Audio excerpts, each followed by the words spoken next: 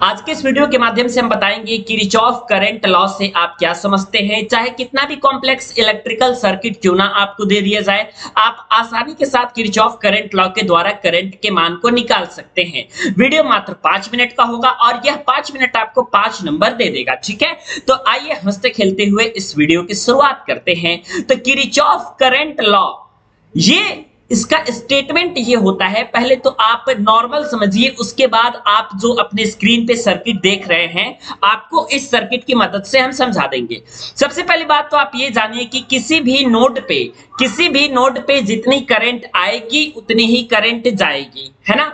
अगर हम इसके गणितीय स्वरूप के बारे में बात करें तो sigma I is equal to 0 होता है। कहने का मतलब ये है कि किसी नोड पे जितनी इनकमिंग करंट का वैल्यू होता है उतना ही आउटगोइंग करंट की वैल्यू होती है। ठीक है, जैसे कि इस नोड ए पर हम कहें आपसे कि I1 करंट आ रही है, I2 करंट आ रही है और इसके साथ ही साथ आपकी I5 करंट आ रही है, I6 करंट आ रही है और इसी नोड से आपकी I3 करंट जा रही है, I4 करंट आपकी जा रही है।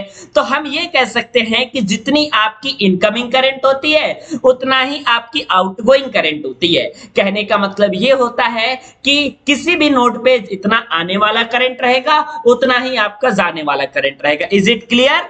तो स्टूडेंट बता दीजिए। ठीक है, अब आप यहां पे अपने सामने एक इलेक्ट्रिकल नेटवर्क देख रहे होंगे। इस इलेक्ट्रिकल नेटवर्क में आप किसी भी ब्रांच में, किसी भी शाखा में आराम से आप करंट की वैल्यू को निकाल सकते हो। कैसे निकालोगे करंट की वैल्यू? आपके पास पता है कि ये आपके पास 2 लूप है, एक आपके पास ये क्लोज लूप, ये 1 आपका हो रहा है, यहाँ पे आपके पास क्लोज लूप 2 हो रहा है। ठीक है, इस सर्किट में आप देख रहे हो कि 3 रेजिस्टेंस लगा हुआ है, रेजिस्टेंस R1, रेजिस्टेंस R2 तथा रेजिस्टेंस R3। ठीक है, रेजिस्टेंस R1 में I1 करंट फ्लो हो रहा है जो बैटरी E1 से निकल रहा है।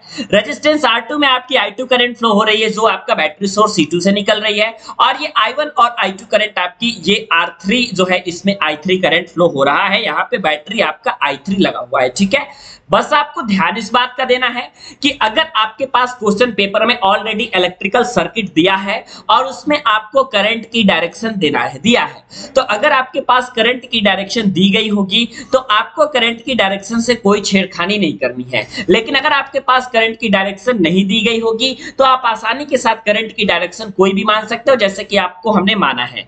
इस नोड पर आप, इस नोड को आप पॉइंट ए कहो। अगर हम पॉइंट ए पे आपका केसीएल लगाते हैं, है ना, तो मैं यहां पे लिखता हूं कि पॉइंट ए पर केसीएल लगाने पर, ठीक है, जो आपका पॉइंट ए है यहां पे आपका I1 करंट आ रही है और इस पॉइंट ए पे आपकी I2 करंट आ रही है, लेकिन इस पॉइंट ए से आपकी I3 करंट जा रही है। इस तरीके से आप ये बना सकते हो I1 प्लस में I2 is equal to I3। ठीक है, अब I के जगह पे आप क्या लिख सकते हो?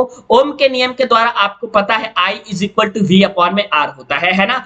और आपके पास अगर 2 पोटेंशियल का डिफरेंस दिया हो, जैसे कि I1 के जगह पे आप क्या लिख सकते हो, तो यहाँ पे पॉइंट ए पे वोल्टेज आपने VA मान रखा है। ठीक है, इस पे वोल्टेज आपने VA ऑलरेडी मान रखा है कि पॉइंट ए पे जो आपकी वोल्टेज होगी वो आपके पास VA होगी। ठीक है, तो आप I1 इज इक्वल टू क्या लिख सकते हो, तो E1, क्योंकि ये करंट E1 से स्टार्ट हो रही है, VA तक जा रही है, तो E1 माइनस में VA अपॉन में आप R1। अगर ऐसा कर लेंगे आप तो आप I1 की वैल्यू को निकाल लिए आसानी के साथ। ठीक है, I2 की वैल्यू को अगर आप निकालना चाहते हैं तो I2 वाली जो करंट है वो किससे होकर के जा रही है भाई, तो बैटरी E2 से होकर के जा रही है। आप लिखो इसको E2 माइनस में VA अपॉन में R2 इज इक्वल टू, अगर आप I3 की बात करोगे तो I3 आपका कहां से होकर के जा रहा है, आपका VA से तो जा रहा है और जा कहां तक रहा है, E3 तक जा रहा है। यहाँ पे आपके पास एक तीसरी बैटरी लगी हुई है, इस बैटरी को हम क्या कहते हैं, E3 बैटरी कह रहे हैं। ठीक है, तो आप इसको लिख सकते हो कि VA माइनस में E3